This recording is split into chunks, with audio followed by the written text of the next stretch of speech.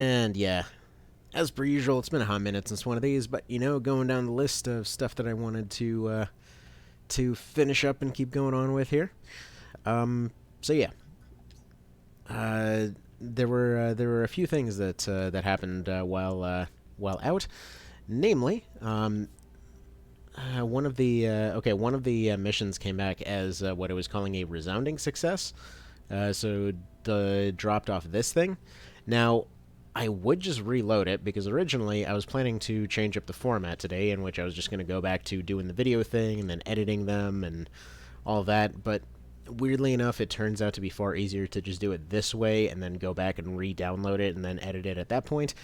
Um, so yeah. Anyway, so technical stuff aside, yeah, I got this thing. So basically, it's a scythe that if it's kind of got a almost version of boon on it, where if something dies to it, you get a random buff. So that's interesting. Also, apparently picked up this thing at some point, Blade Breaker. It's a weapon for attacking other weapons. I'm not sure if I actually just got it from those missions just now, but basically you get a 50% chance of lowering strength on hit. So that's pretty handy. Probably slap that on somebody. She's running dual axes. Who's actually running swords right now? Like, I know this team was all over the dang place.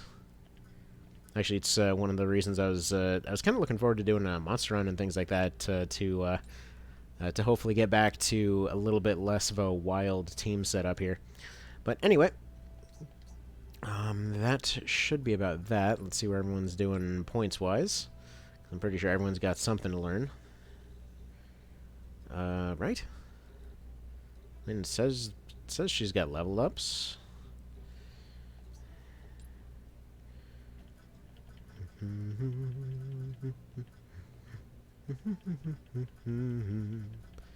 I'm not sure why it said she has level ups, but okay. I don't know, maybe it's just a weird UI thing. There have been a few patches since last time, so it is... Oh, actually, wait a minute. That's a star. That's not the up arrow. Sorry, I'm just being dumb. But yeah, there have been a few patches since last time, so expect a few things to be different. There were a few little like minor updates and things like that. Let's see, grants haste in a small area. Will inflict charm and immediately end any enemy that steps on it. Sure. Luring trap sounds pretty good.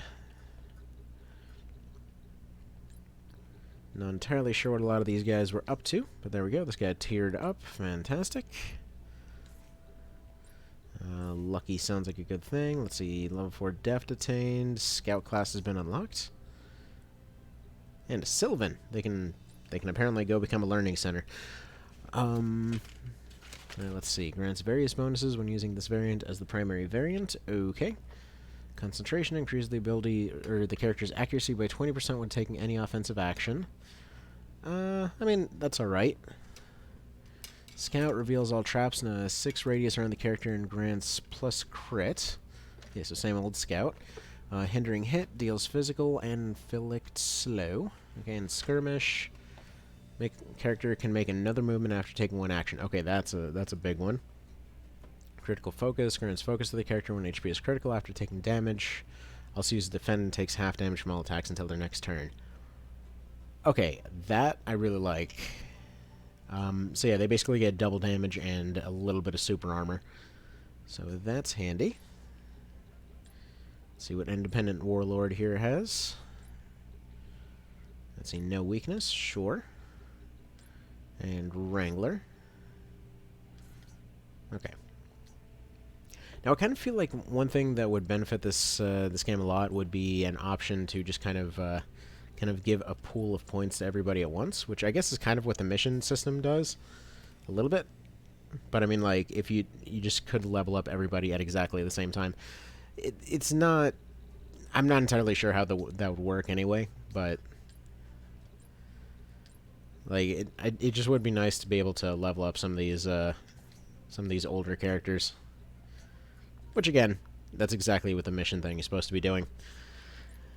So, well. Oh, well. Okay, so, Mr. Adieu has become a Master Gunner. How's he doing on Ranger here? No weakness? Sure. Let's see, I had item potency and malice. Was there some particular reason I was giving him debuffs? Because I don't think he's running anything for debuffs. I think just maybe, like, either quick fingers or no weakness on him. Alright. These guys are all vets from the last time. That's why they've got those stars. Let's see. Duelist. Yeah, Blood Mark sounds pretty good for her. This basically gets bonuses if they keep attacking the same guy, if it's the one I'm thinking of. Let's see. Height advantage. Not really going to help her much. Crippling Bullet. Sure. Defensive hit. Sure. I know they were considering putting in like a random skill button at some point. Being able to randomize your skills would be pretty fun. Alright. Actually, you know what would be incredible for this game? I wonder if potentially there's a mod that can put in training roulette from XCOM. For anyone who's never played it, basically that there's just a mode that you can do in XCOM EU where pretty much every single, well, not every single, but most of the abilities are put on a sort of a roulette wheel of sorts. And so every time you you go and you learn a skill, you have some weird options that are available. Like, for example, you might have a sniper that might be coming in with like something like Ranger, and well, they couldn't get run and gun. Like the ones that were class specific, they couldn't get. So, for example, things like run and gun or in the zone or whatever else were always locked to their specific classes. But most of your level ups were randomized. But like, for example, yeah, you got like a sniper with Ranger, so they're getting more damage off their rifle, which is already the most broken weapon in the game.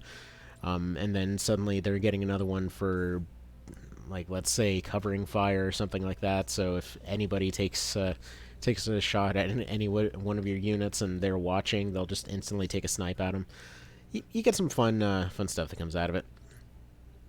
Let's see. This guy is dead. This guy is also dead. This guy is not dead. Let's give you Bomb. Let's give you Wrangler. Oh, he's actually a Wrangler. Okay. We can do something with this. Let's see. Tall Allied. Grants plus attack and removes mind, or grants plus mind and removes attack. I feel like attack would be the better one. But that's cool. So they're basically like a universal buff class. Alright, so we'll have to sort units a little bit. And if anyone's curious, the one that came in with that weird scythe thing was Lord Mooington over there. Or Pain Train, sorry. Alright, let's do Crippling Bullet for you. As well as Ranger. No particular reason for picking Bomb other than it's cheap. Let's put Mirage on here. Just kind of throwing out some random skills for him. Then Counter Shot. Can probably set that up right now, actually. I think he's a gunner. Or a gun guy, rather. No, he's running a halberd. Yeah, I guess he won't really get much ability from Counter Shot if he's not able to do that. Let's see, removes... okay, removes root and get +1 movement if attacked. Sure.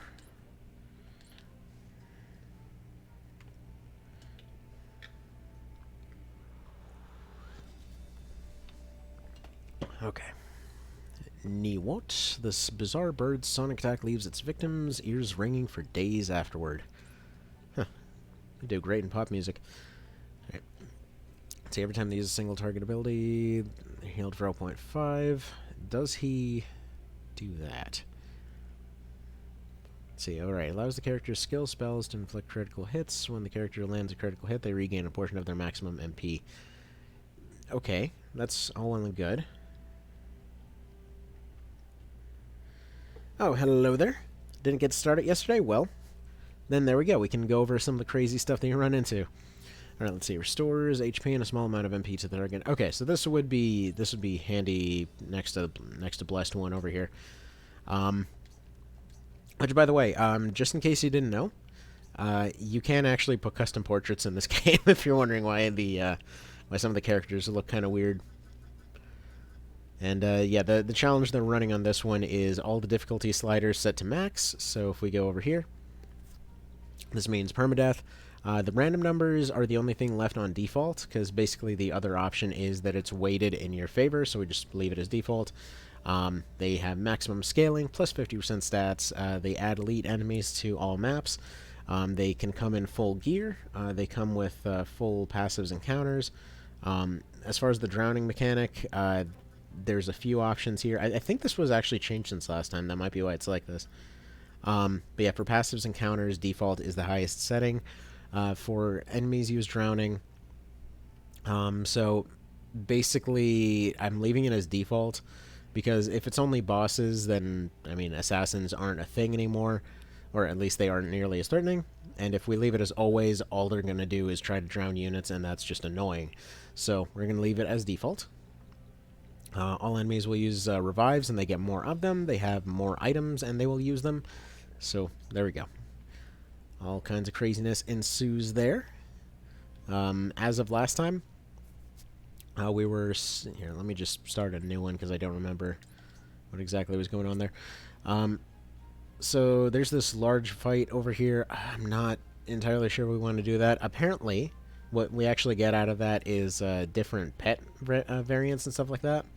So I think we're going to leave that for the moment and just move on with the story. Because, yeah, what I remember from last time, it's doable, but I think we're better off doing that one a little bit later. Alright, so let's skip the cutscenes here.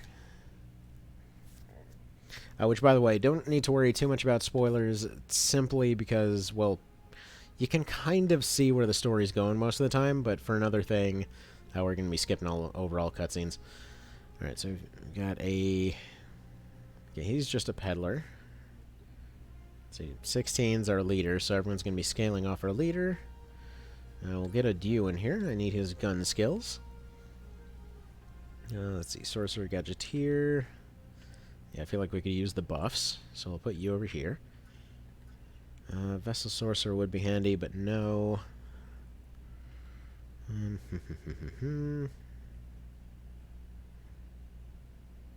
see. Yeah, we'll give Troy a chance. I don't know how well he'll do, but whatever. All the rest of these guys are pretty reasonably underleveled. And then we'll have Softpaw, because they're friggin' amazing. And everyone else is pretty much a 2 or 3, but looks of it, except for Yates, who is almost dead, so we're not really going to risk him here. I guess that's kind of a spoiler, isn't it? Huh, maybe we want Lord Mowington. He's got Mass Shield, Mass Renew. Yeah, we're putting Lord Mowington in here. Let's go. Alright, so it's been a minute, obviously. So we'll go ahead and go Scout. Get that crit rate up. What kind of stuff did they come in with? Okay, what the actual crap is this? Alright, let's see. So, the Beastmaster, we haven't really run into a full-blown Beastmaster as of yet, so this one started as their secondary. So let's see, deals damage equal to a quarter of the target's current HP, counts as a displacement ability, pet effect has a 65% chance of inflicting poison on adjacent enemies, and reapplies poison to any adjacent enemies that already have it. We get another one that's 0.75 HP restored in a small area around the character, or restores 0.15 to adjacent allies. Okay, so they basically have to stick to a particular kit for the Beastmaster. Pectite Dollop. It's kind of funny. 0.9 Thunder in a small area. Pet effect does 0.2 magical damage. Okay, so these are all basically buffs.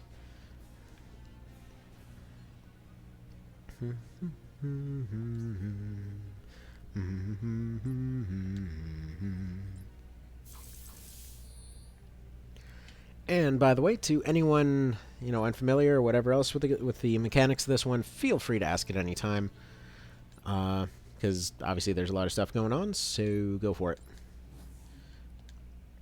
All right, we'll get barriers up to get debuffs scared away. Hopefully, stick to Nalto over there. We'll get you doing your usual. Probably go Scout. And get her insane crit rate going. Not to mention get some counter slows out there. Get her healed up. Hopefully... Yeah, hopefully she can just slow down the entire team, then go start absolutely ravaging everybody.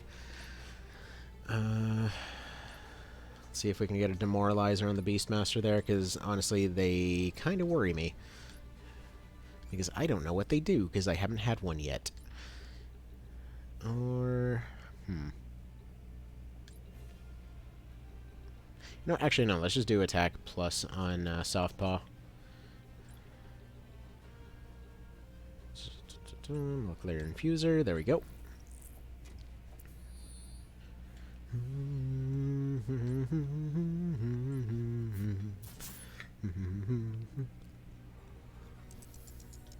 Alright, that delayed her very slightly. Funnily enough, the gunner got delayed even more. So that's 4 slows out for free. I love counter slow. It's not even broken, it's just convenient. Alright. Now then, who else needs a molecular infuser or whatever else here?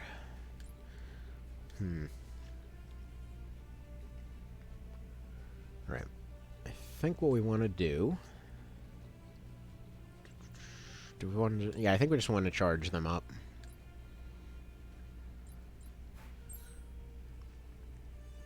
So what I'm thinking... Oh, hang on, sorry, we got a little bit of lag, a lag spike going. For some reason, something tried to update in the background, so it'll be just a second here. I gotta love when that happens. Like, oh, we're launching your update right now. Like, did I frickin' ask you to? No.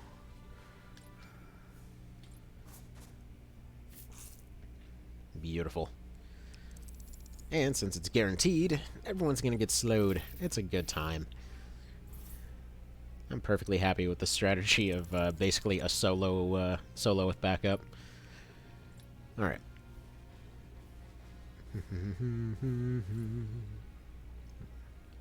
Alright, so she's at 28. She'll be able to heal up pretty soon, but I need to throw somebody else out there. I'm assuming it's the Alchemistic down at the very bottom there that's going to give us issues.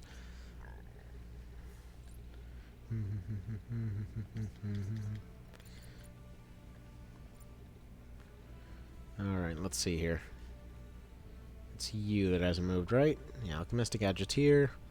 Got Crossbow, they might attack.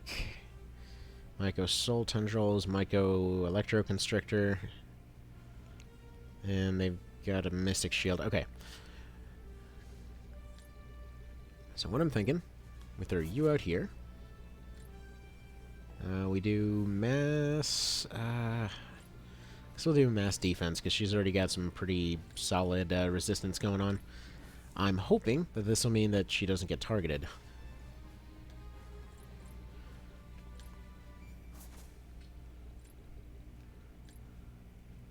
Alright, we throw a few attacks out there. Beautiful.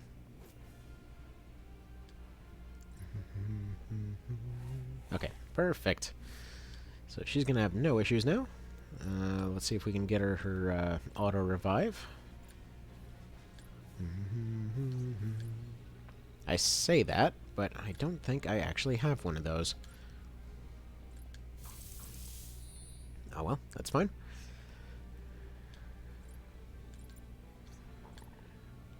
Yeah, for anyone unfamiliar with the build, she basically just crits stuff and gets full healed.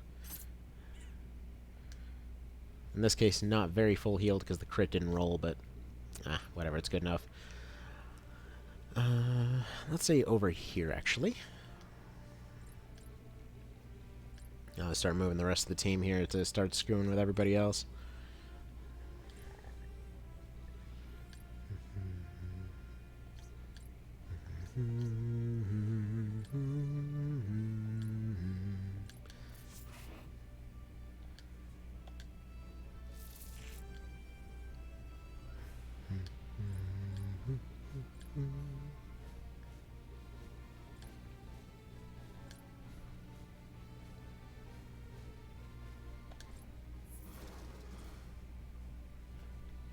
I'll do Thunderstorm here to get that MP shield off.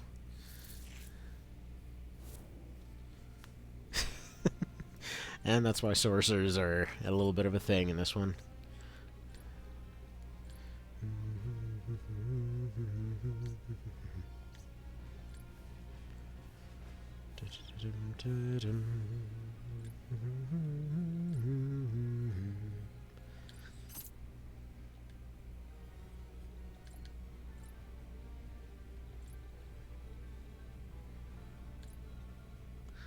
Alright, come on, got the crit. No crit. That's a shame. Alright, hopefully... Okay, so they just pull out their tiny dog. Oof. Okay. Yeah, I don't think Grillmaster's going to be long for this world. In fact, they might already be dead. I honestly have no idea.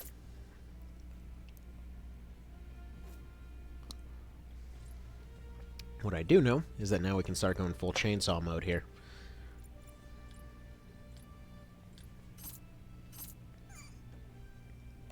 There we go.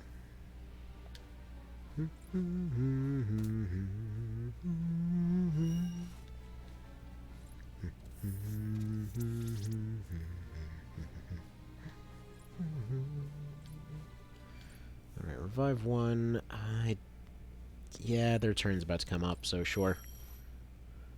Just throw them over there. Yeah, opportunistic bullet. Really hard counter sorcerers pretty easily.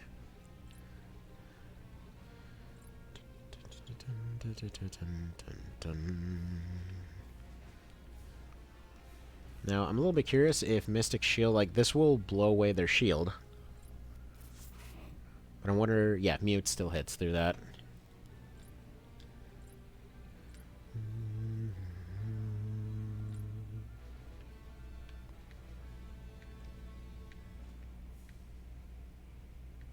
Okay, so Earth is probably not the one to go for. What about Fire? Still not amazing. Oh, it's because she doesn't have the buffs anymore.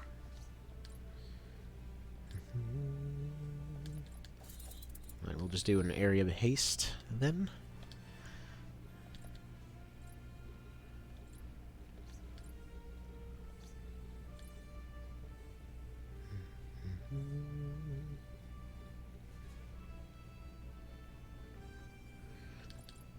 Alright, need this guy out of the way, so we're just going to throw out a basic attack, move you over this way, kind of go about this direction.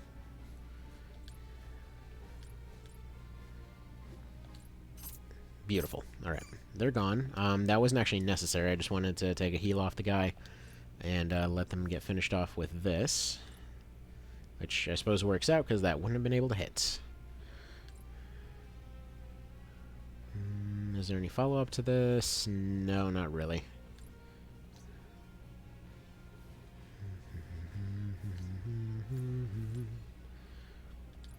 Alright, in that case, we're going to move you over here. How are we looking on this one? Yeah, that's doable. Yeah, if you're wondering what the deal is with her crit rate, it's really high because she's got both crit abilities and also was running plus crit for a while.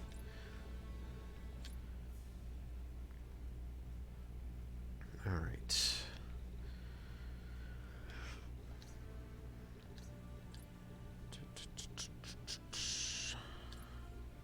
I think we just do haste on you. I could go for some heals, but it's not really worth it. Now, out of curiosity, is it lagging like crazy? Because I don't know if it's the UI acting up again or what. Because sometimes it just says that there's a bunch of lag when there kind of isn't. Alright. I think we want to do a Raging Bullet over here.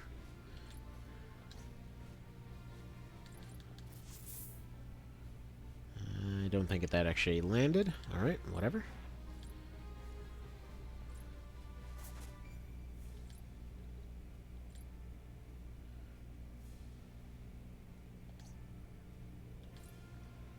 Alright, this will be worth it. I mean, the slow sucks, but yeah, Barrier's gonna eat that. Leaves this one to be taken out. Come on, crit. Beautiful.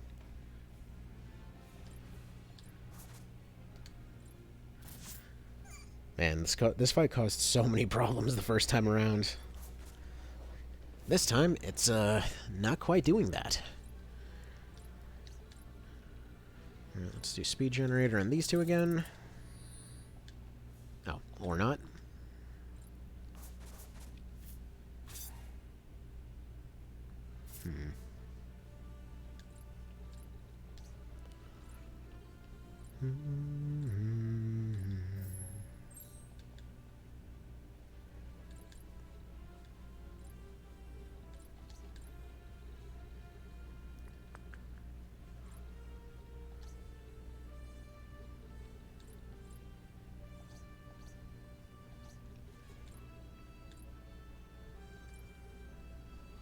Alright, can we just cripple you? Slow, cripple, anything? Counts as magic attack. It's still pretty worthless against him.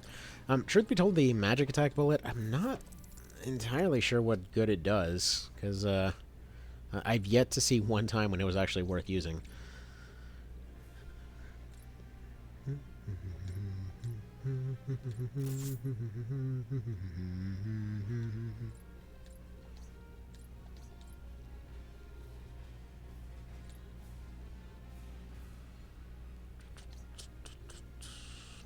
What do we want to do? Probably throw out a heal on you. Really should be using items, and I think we're actually going to go for the body block here, just to make sure they can't do anything.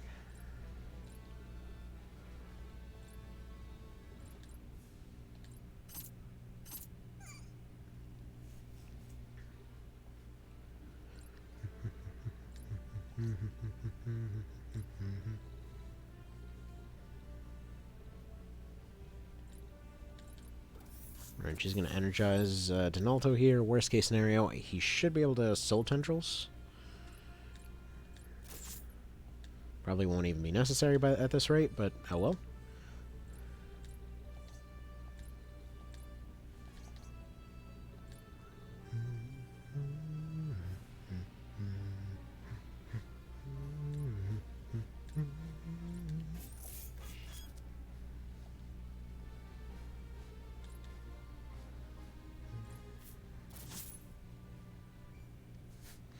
Got delayed slightly.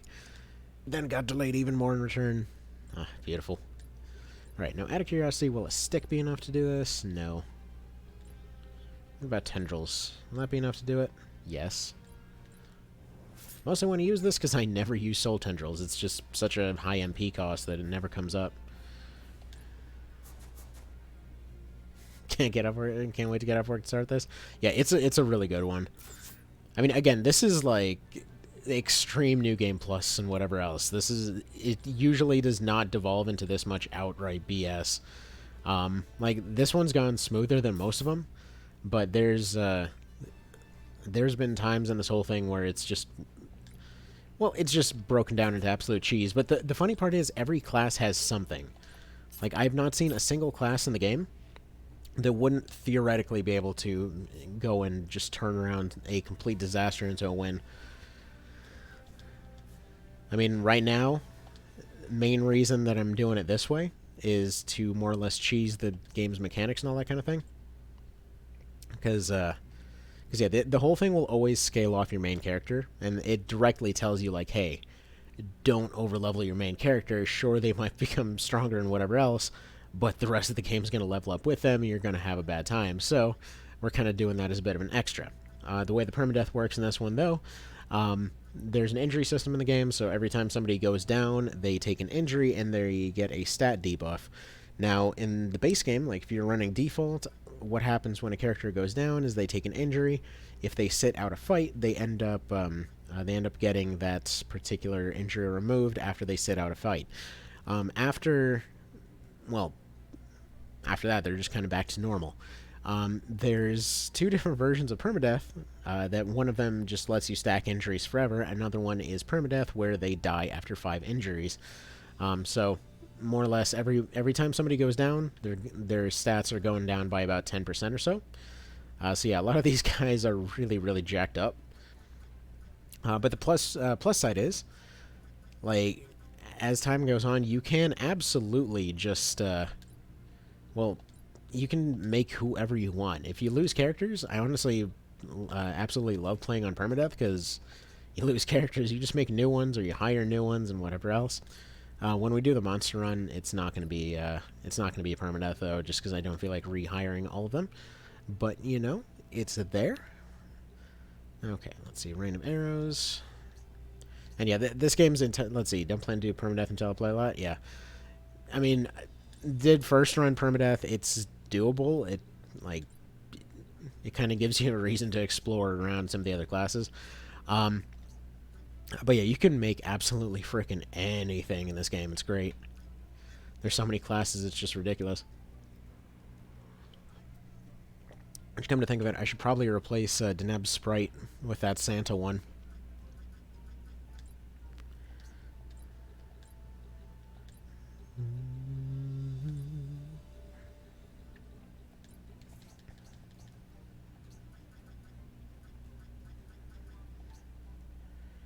Alright.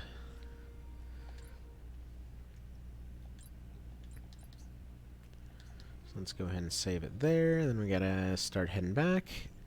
Then plot fights happen, where they're like, hey, did you know we have a drowning mechanic? Because it's time to introduce the drowning mechanic. By the way, minor spoilers here, kind of, a little bit. I mean, you know. This fight's kind of a gimme, though. Because, well, you'll see. So, the drowning mechanic, by the way, exactly as it sounds, there is a mechanic for drowning units. Let's see, is there somewhere to look up classes and such, like a guide type thing? Yeah. In the wiki, or not the wiki, in the, what's it, the Steam pages, there's like 50 bajillion build guides people have made. But yeah, once you unlock a class, you just have it unlocked now. So if you have, like, for example, if you are playing Permadeath and you have a character that dies, you can just go and immediately come back. Like, let's say your main character is at 17 here. Anyone that I hire will automatically be stronger than any of these characters that I have. Because the units you can hire are also scaled off your main character. So, you know, that's nice. I don't think we'll need a melee guy very much, so we'll replace you with Grill Master, Wrangler, Scoundrel. Is there anything that he would really do? But yeah, so like literally any class, and I think there's like 40 or something classes at this point. The DLC added a couple more. When I'm going through the screens here, by the way, you know, we're just going to replace Jacko. I want Independent Warlord to do some stuff. So you can kind of see I'm flipping between a couple different menus here. So if you've played FFT, it's a little bit like that. Yes, yes, yes. There's an Immortal. Clearly, let's go fight a god. That's a great idea. But basically, yeah. First one, your stats are pretty self-explanatory. Drowning mechanic. If you teleport somebody into the water through one means or another, and she's like, hey, that dude's committing war crimes, well, oh well. He's on our side, so it's our war crimes now. But yeah, brief rundown on how this works. Max difficulty in Permaderp. Exactly. So yeah, attack, mind, speed, defense, resistance, evasion. Pretty self-explanatory. Just attack is your physical attack, mind's your magical attack, speed's your overall action speed. All of these scale off of different stuff, and the game will tell you, like, this scales off this blocks this other thing. You know, here's your skill checks for different stuff. It's very open about all the stuff. Even your class level ups, it tells you in the menu. Defense and resistance, again, pretty self-explanatory. Evasion and crit rate. Crit's that, like, heart with a sword through it in the bottom. Self-explanatory, but it also... They seem pretty low at first, but it really does not take much of an increase in those to get stuff going nuts. You can stack just about anything. So, for example, her movement is 4. The first time through this thing, I had somebody wearing, like... Let's see, I think I had them wearing 3 pairs of running boots, like a jetpack, and some kind of speed boosting item. and their entire purpose was just to run around real fast. So they just got a turn pretty much for every action the other guys got. So yeah, absolute cheese is how this game works. So like right here, she is basically immune to every debuff. She heals on hit, takes 2 hits, and has a 40% chance to just, well, insta-kill stuff. Not to mention a bunch of speed bonuses and whatever else. This is not stuff you'd have by this point in the game normally. That's one of the benefits of New Game Plus. Alright. Combined her with a ranger class here to be able to save up MP, to be able to do sniper shot. Which is basically 4 times damage on one guy. But you end up rooted in place. But she can't get rooted in place because she's immune to root. I believe it actually hits with it anyway, but anyway. So yeah, you combine 2 classes as well as 4 passives. So there's 2 passives that are included in every class, and then there's 2 that you can add to it. So for example, as the ranger here, she gets no weakness, which is crit rate 25, and evasion up, which is evasion up by 13. And then attack expert and dual wield, which is just, like, it tells you the calculation for adding to your physical attacks, as well as dual wielding. So she's got an axe and a halberd. just a, like, crazy, angry-looking lady with Viking stuff on her face.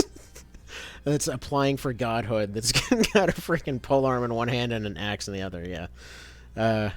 Crazy. Anyway, and then, yeah, every time they're hit by anything whatsoever, they counter with a guaranteed slow. There's a bunch of abilities like this, and you can get really nasty with them. So, anyway, that's kind of the brief summary of how it all works. And away we go. Like I said, the entirety of this game is just combining stuff to see what works. Every class is viable. I have yet to see one that's actually garbage. And yeah, you can make just about anything. It's fantastic. I mean, like one of them here, the Gadgeteer.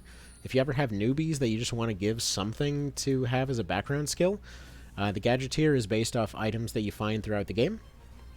So basically, they don't, for the most part, they don't really take very much to use. So yeah, all you gotta do is you just slap Gadgeteer on whoever, they have their entire skill tree unlocked, because everybody has access to those items. It's pretty neat. Alright, let's do...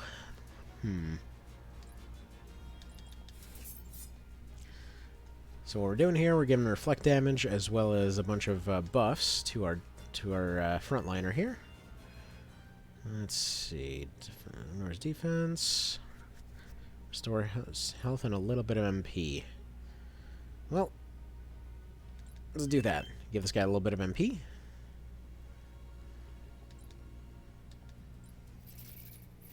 Gonna come reboot it because I'm always angry? Well, jeez. I mean, that's gotta get exhausting at some point. And ignore the fact that Independent Warlord is the Stealth C. That's just how that works. Alright, so we got Calm. And this guy's entirely based around buffing monster units. I haven't really tested the new monster classes that much, but you've got like a whole pet system in there, you've got a summon system in there. I mean, every system that you could want from an SRPG is in here. Oh yeah, I forgot you can interact with the terrain and stuff like that as well. But all that this guy does the entire fight is drown everybody. Yeah, he's weird like that. It's just what he does, don't question it. Alright, take our 58% crit rate, as we take our already guaranteed kill on that thing. Once again, for anyone coming into this after playing FFT, man, I love the animations on the Locust moves. But yeah, you actually are not penalized for attacking and moving on the same turn. Your turn is just your turn. It doesn't change anything. Let's go piss off the wizard. Didn't work. So yeah, if I'm ever not moving somebody, it's not actually to save on time units or anything else. I just don't want them moving.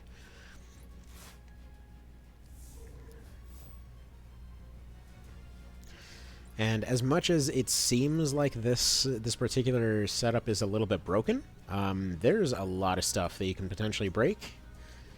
So it's kind of not, is the thing.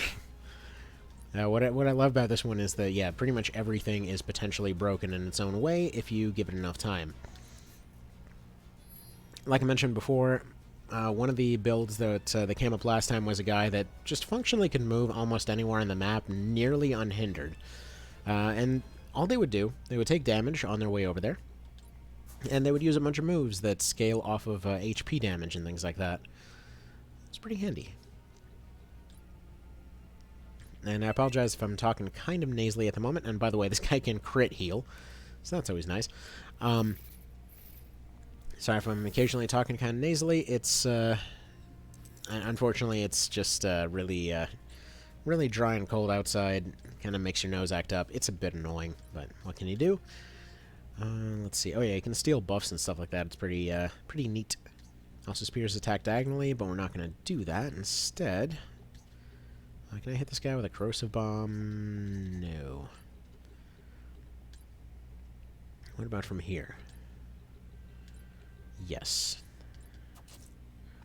Anyway, you may notice items, they don't really pay attention to physics. That's fine. Honestly, if this game paid attention to physics, it'd be kind of annoying, because so many of your abilities revolve around the ability to know that you're within range, you're going to be able to hit it. If something got in the way, that would get to be a bit of a pain, not to mention it would be a hell of a lot more time, considering this gigantic thing was made with, well, made by 2 people. See, are you playing with mods at all? I'm trying to decide whether I should play on Switch or PC. I am not playing with any mods. This is fully vanilla right now. This is just with the DLC. I have not tried mods yet. I want to do a bunch of challenge runs before even touching the mods. I know there's a bunch of custom classes. I know there's a bunch of FFT classes and things like that. This is just one of those times that I legitimately have not seen any reason to do mods yet. It's got a modding scene.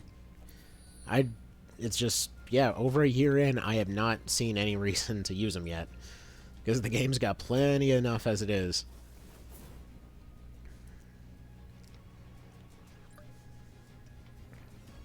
Which, it's kind of a new feeling. I don't think there's any time that I've seen a game since, like, Tactics Ogre PSP that I've legitimately been, like, just looked at the mods and thought, hey, you know, the vanilla one's got stuff going on too right now. Maybe we'll just wait.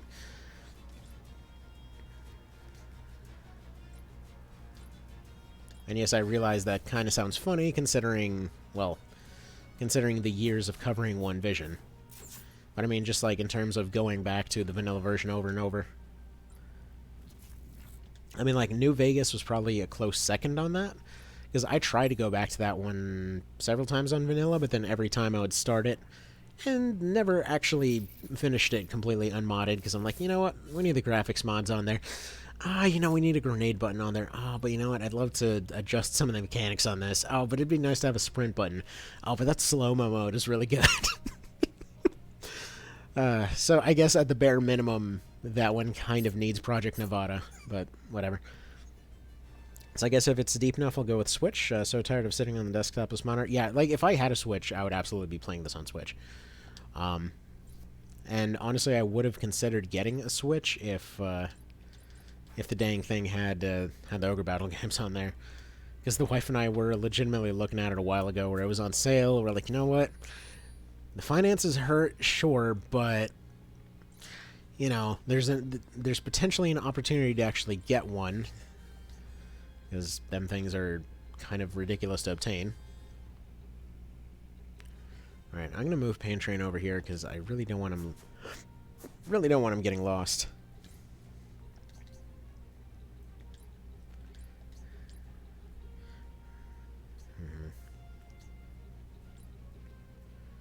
Because, yeah, what are you, crossbow? Yeah, they're attacking him. Yeah, you need to move over here. I want them to get some XP, but it's not going to happen. New Vegas Unmodded is slightly dated. Yeah, I mean, like, it's not like it's unplayable or anything. It's just, it's weird how good the mods are. Though, that being said, I mean, my initial bar for getting into that thing was really, really low. Oh, by the way, guess what? 520 snipe, axe snipe. Now, unfortunately, that was the first time we've tested the healing snipe shot. It doesn't work. So a little bit of a bummer on that one, but what can you do? Alright, let's do slow on you, I think. Alright, good. Slows him down a little bit. Not too much we can potentially do there. This guy's not being terribly useful. He's the freaking god with a drinking problem. You suck. Alright. That's fine. This is why we build for one particularly overpowered character. Just don't kill Pain Train.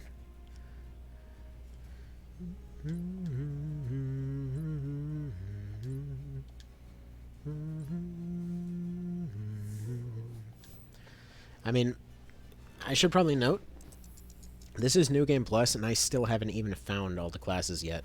Like, not even the base game classes, not even talking about the DLC classes.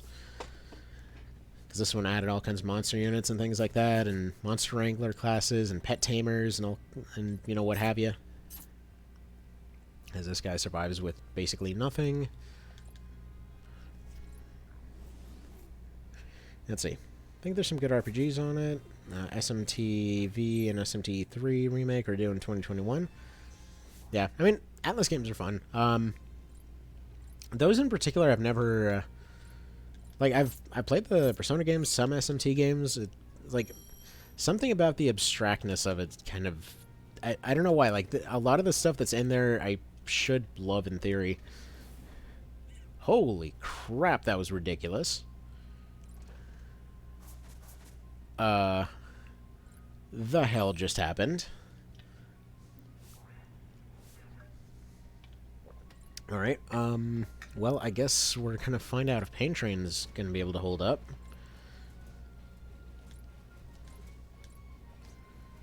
Yeah, she just got hit for, like, well beyond her full health.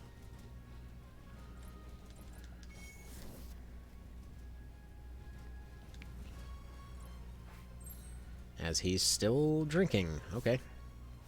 Yeah, he literally will not attack unless he can drown somebody.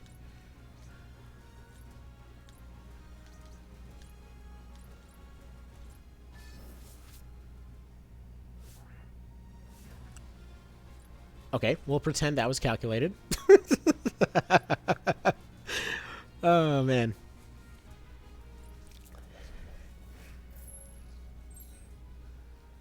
See, never grabbed me like FFT or TO.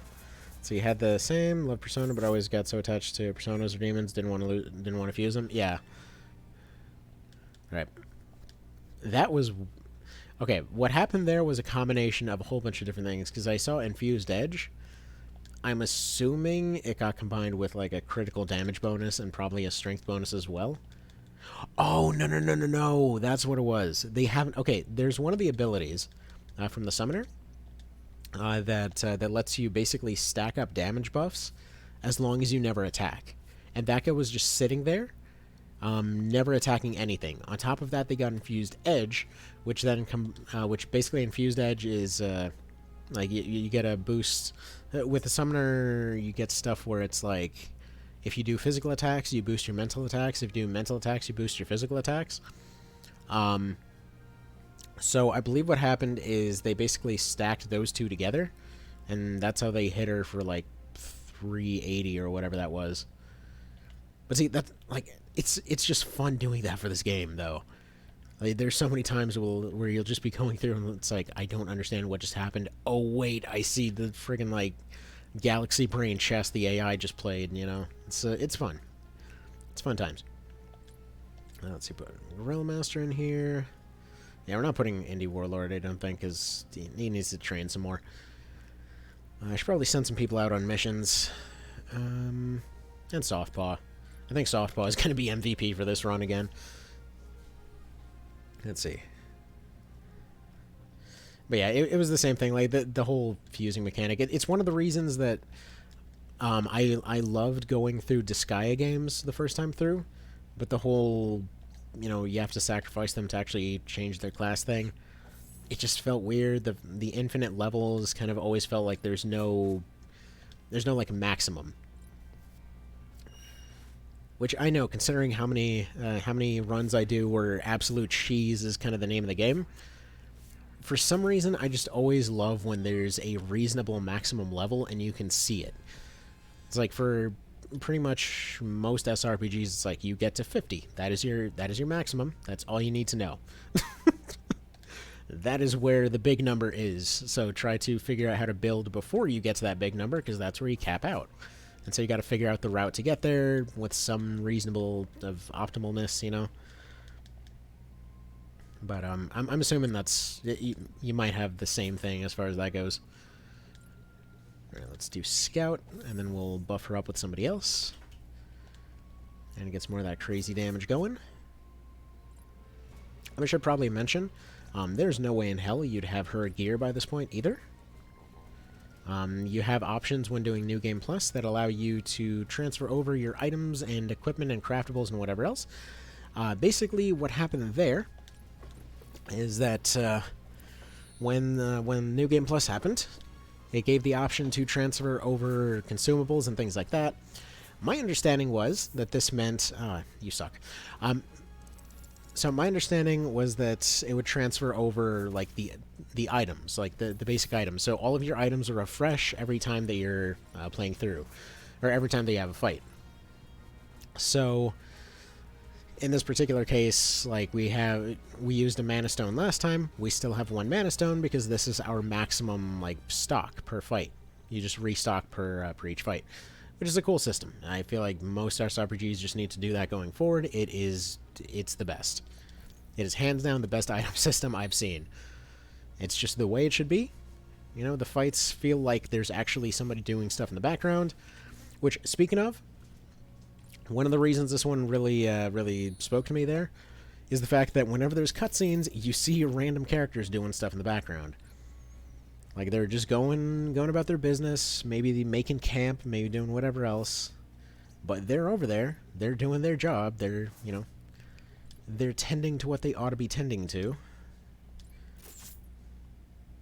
I can't say that was the best attack. I just noticed that wolf guy by the stairs. Should have attacked him first. Oh well. Alright. Let me see here. See, Disgaea is a very weird game. The main quest content is always something I enjoy, a bit rather than making challenge stages or endgame plus modes, they just add more stats. Kinda, yeah, and then, like, I will say some of the random dungeons were fun until they randomly just bend you over and you can't do anything about it. Like, let's see, in, like, Disgaea 2 is probably the one I played the most of. There was a whole lot of times when it was like, oh, this is cool, you get this random dungeon, you get all this random, all these random enemies that you wouldn't see anywhere else, this is pretty neat.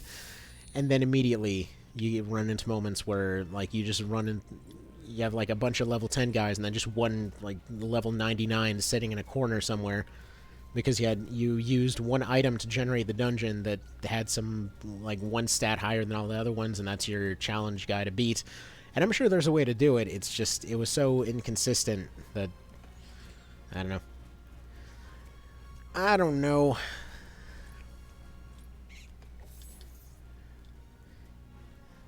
It was an odd one. I mean, don't get me wrong, I absolutely love the music in it and love the overall tone of it, but it's just a weird time. Alright, what do we do here? Where's this war mage hanging out at?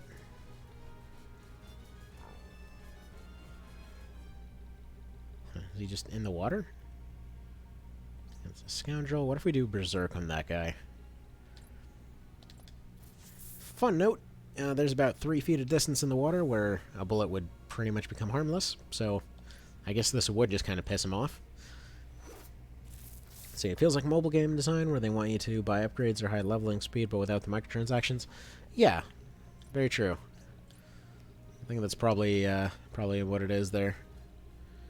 It just doesn't feel good. Like the first time through, it's like, oh haha, this is quirky. Look, the jokes are good, and then yeah, going back to it again, it doesn't quite have that. Like after the jokes are done, it's kind of like you just build up your numbers at that point.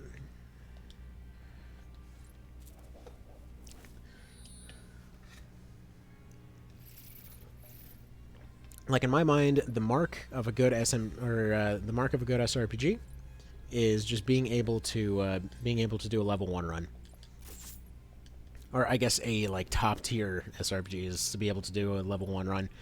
Because don't get me wrong, I like Fire Emblem, but there's very little actual strategy to a lot of them aside from figuring out how to level your people properly. They're still fun. It's just, you know. Well, I mean, I guess in the later ones that you have to, well, they kind of just turn into dating simulators at that point. Yeah. So I've mentioned it before, but Awakening was a super weird game. Like I had tried to do challenge runs of that one for quite a while, and nothing quite felt right. Like you try to do a solo run or whatever else, zero challenge. You literally just hold down the fast forward button and the game wins itself. You try to do something like a no evolutions run, and you just instantly die partway through the game because, well, your character's never promoted, and there really aren't very many options to doing anything past that point. So, okay, even if you max them out as they are, they're not promoting, so they're not really going anywhere. So that sucks. So that, like, the numbers are just not there for them to win. So what other options do we potentially have? Okay, let's try, let's just try a regular permadeath run. Okay, it just basically, like, I tried that permadeath run, I think I ran it like 10 plus times. And every time it was the same thing, that all of the married couples made it to the end of the game, and all of the ones that weren't married died. And that was it. Like, nothing beyond that, nothing more interesting. It was just, if you got hitched, you got alive. If you weren't, well, enjoy the dirt. FP games are almost eugenic simulators at this point. Family member made an inheritance spreadsheet for optimal marriages. Oh man, I've seen plenty of memes going around for those. Like there was one that was like to have the emo mage chick marry a thief or something like that. And they're like, "What? Well, why would you possibly do this? This lady's creepy. I don't want to be anywhere near her." Like, no, your kids will have Gale Force. You have to do it. I think Gale Force was like attack 4 times a round or something. But legitimately, the main strategy of that game was to get your people hitched, and then you get kids, and then the kids replace all the units that died up to that point. Because despite the fact they're dead, their kids are just fine. It's it's a weird time. Man.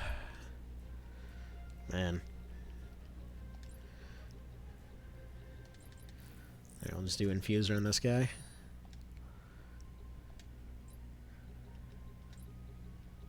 So, like, I kind of feel like this game did what FFTA wanted to do.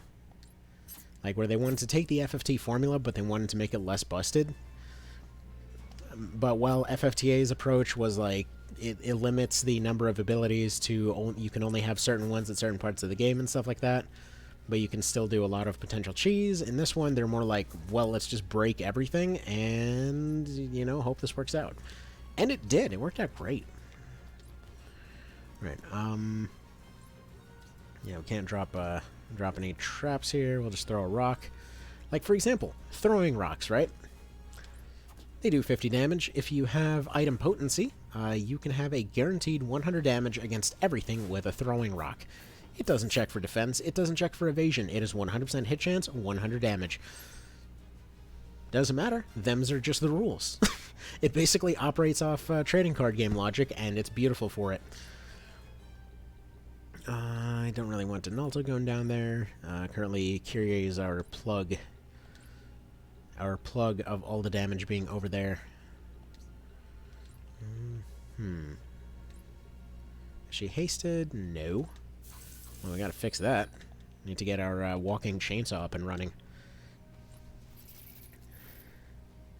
It's a Japanese game, right? Maybe it's a government-sponsored match for propaganda to encourage a higher birth rate. Right. You have a good one at work. Hope all's well over there. And, I mean, maybe. They do have a crazy low birth rate, though. I think it's more for, well, considering the DLC stuff that we didn't get stateside. Actually, we did get it, but it was like a censored version of it. So if you didn't see, they made a... God, I don't even know what you'd call it. It's not like... It's not necessarily a porn DLC, but it was we're kind of skirting the line here thing. Where for some reason, the entire army goes to the dang beach, and, or something like that. And then apparently, like, bear in mind this is all based off just random stuff I saw around for it. Like, I don't even know if the DLC came out in the States. Honestly, wouldn't have thrown any money at it anyway, because kind of hated FEA. But yeah, and then they had this mechanic where apparently you would blow in the microphone, and they made stuff move around. Yeah, it's weird. So there's that. So I think it was more people wanted to pay for the porn, I guess. I don't know. Anywho. Let's do mass barrier. Yeah, she's about to ice this guy. I don't know if there's anything else that might happen here. Definitely gotta maybe buffer up a little bit before fighting this war mage. Or no, he's a wizard gambler this time. What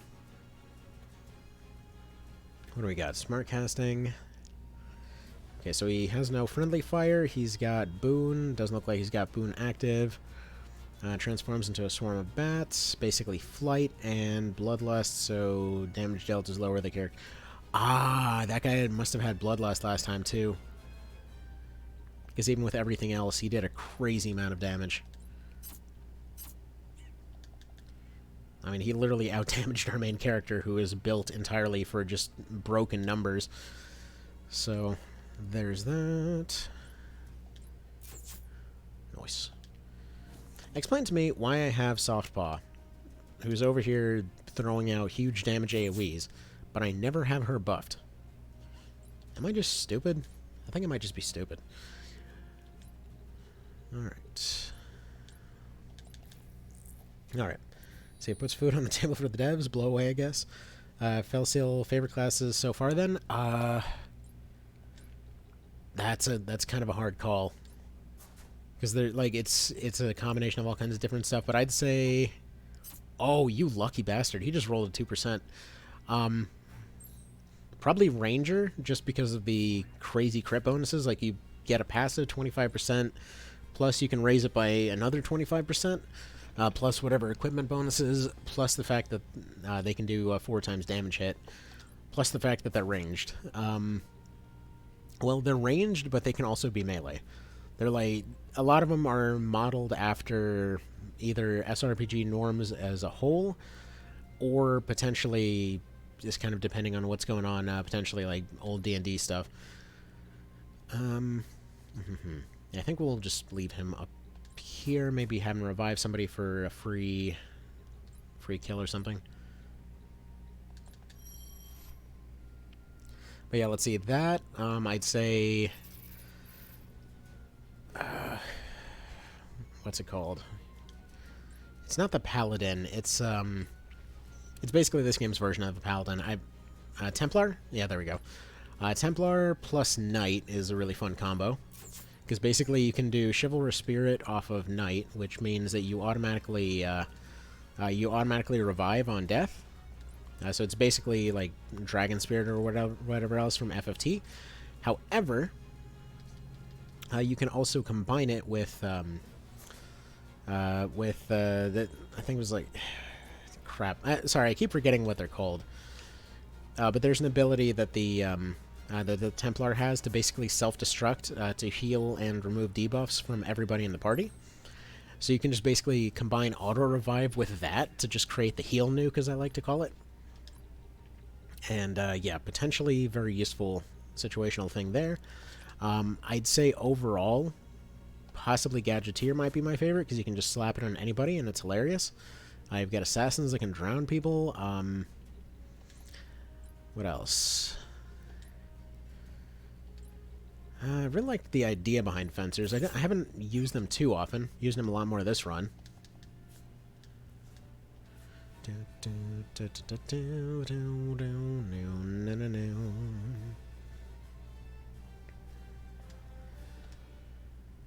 Unfortunately, Adieu took an injury, but that's okay. But yeah, let's go over the classes that I've actually unlocked so far. Alright, we're getting to the... This is kind of like the Chapter 3 section. So you could kind of divide this game into 5 chapters. You've got your Chapter 1 over here, your Chapter 2 over here, up to here. You've got your kind of Chapter 3 over here, your sort of Chapter 4 over here, and then coming back for the big showdown for your Chapter 5 over here. It doesn't directly name any chapters, which is probably a good call. Alright, and get some cutscenes. We don't really need to take the cutscenes, but the option's there. By the way, just so you know, you don't have to take random battles either. You just go up to places, and if you want to take a random battle, it's there. But yeah, wanted to go over those classes real quick. Don't save over that one, save over that one. See, that sounds super fun. Imagine having a ranger class that is good, right? I mean, I kind of like the ranger class from FFTA and FFTA 2, which this one tries to do a little bit. Alright, so this is the armor upgrade, I believe. Who was it? Was it Evangel that was using the armor? Yeah, Smelter Blue here, by the way. That's the Templar Knight build I was talking about. So you've got Chivalrous Spirit on the Knight, combining with Rapturous... Is it Rapturous Chant, or... Yeah, sacrifices the character's life to heal and remove all debuffs. The character will not suffer an injury from this. And then Chivalrous Spirit, and yeah, you can just spam this. Because when they come back with their MP, so you just have them repeatedly do that. And you can pretty much, you can kind of recreate the Bard from FFT. Alright. Now, let's go over these classes here. So she's a ranger right now, so they've got like, they've got crit, they've got, funnily enough, 2% crit bonus, which stacks with other stuff. Anyway, so they're mostly archery, but they've got melee options as well. And as you can see, it actually gives you the full story of what their growths are. So they're pretty stacked for overall offensive power there. We've got assassins here. Yeah, they start off with blinding powder, which is pretty handy. Dispel powder, sabotage. Blind does what you think it does. Dispel powder does what you think it does. Sabotage, which is basically a teleport move. So, for example, like sabotage, you can think of as them dragging somebody under the water, because you have them go in a water tile.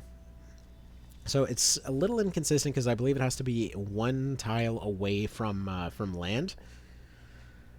So you basically have them approach from there. This thing has a range of 1 to 4 with a vertical range of 14 here. But basically you have them sneak up near some water, and you use this to switch positions, which teleports somebody else into the water and instantly drowns them. Sleep Powder, pretty handy AoE sleep move. They can ignore root and slow. Collect Bounty, which there's interesting revive mechanics in this game. So if you do something like Collect Bounty, where it specifically says that it prevents the ability to revive, like it'll get rid of rebirth, it'll basically mean that the enemy can't use revive items on them. So it's one of those abilities. You can also bring them back as zombies. You can also turn them into demons and animals and things. If you there's a bunch of abilities that block revives. Critical Mirage is really handy for a lot of characters because you basically just get 1 free hit as soon as they as soon as they get knocked into critical. Which, yeah, you can stack a intentional Mirage with a critical Mirage, so they can just tank a bunch of free damage like nothing. You've got dual wielding, assassinations. You got Reavers, which basically they're the fighter from FFTA.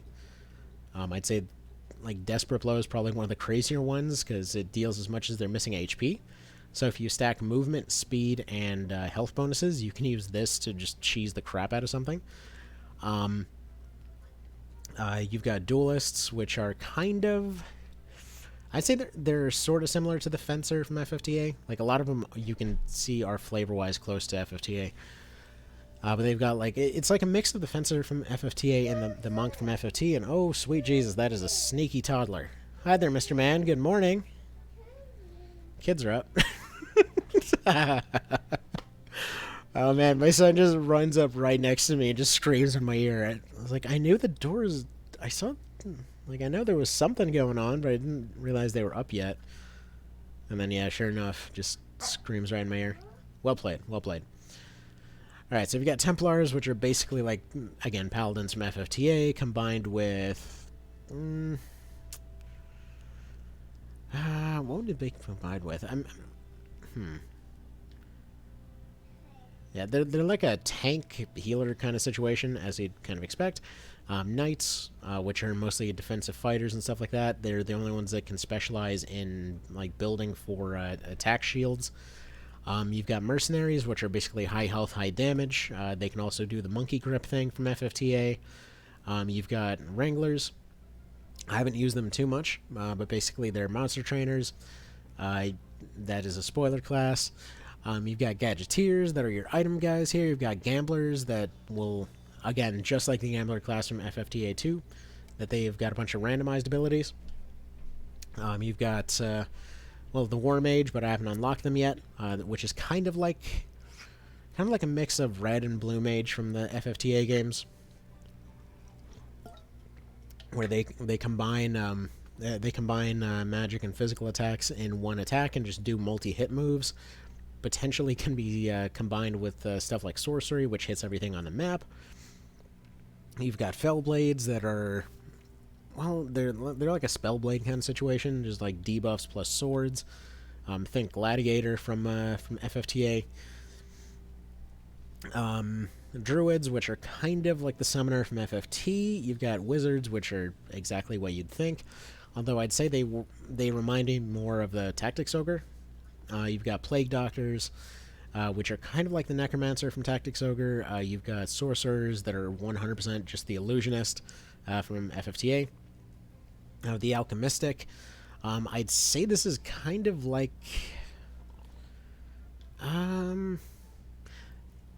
honestly, it kind of makes me think of the Necromancer from One Vision, except it affects people. You've got the Mender, which is your standard healer unit, but they've got some extra stuff going on. Like, what's it here? Like, basically, every time that they overheal, they can heal themselves as well. You've got Peddlers, which are basically trap units. Think Rogue from TO. You've got Gunners, which are basically Fusiliers from TOPSP. I've got Scoundrels that are your standard thief guy combined with a ranged crit kind of situation. So Exploit Weakness is actually the second stackable crit move. So this increases crit... Oh yeah, so yeah, Exploit Weakness is extra crit damage. So if you can combine that with No Weakness or Attack Expert, they basically can just annihilate stuff. And that's just the basic ones that I've actually unlocked. The advanced classes aren't showing up at the moment. Oh, hi there, Mr. Man. What are you doing? Oh, just explaining some stuff. What are you doing? Hey. What the heck? What the heck? I don't know. When did you start saying that? It's really there. But yeah, then you got some other stuff over here too. Oh. You got your like werewolves, you got your vampires, you got your liches, you got your vessels, which are those summoner things. You got Lord, which, I mean, like, look, does actually, wait, does he have the default thing for that? Yeah, okay, so some of them don't have everything unlocked, but yeah. You got that going on. Anyway, there's a bunch of stuff going on, long story short, so there's that. That's not even counting all the monster classes and hidden classes, and like, it's nutso. It's everywhere. So anyway, that's about all that I can actually have time for today.